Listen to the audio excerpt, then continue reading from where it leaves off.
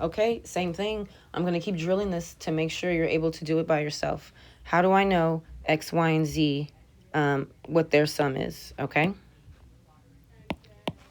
So we know it's 180, but we have to prove it.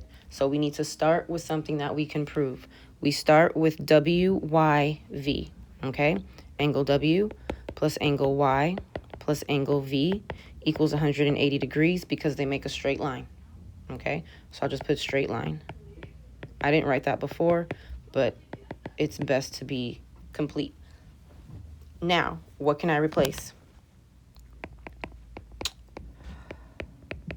I can replace angle W with angle X,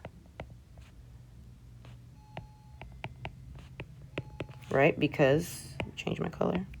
These angles right here are alternate interior. And angle Z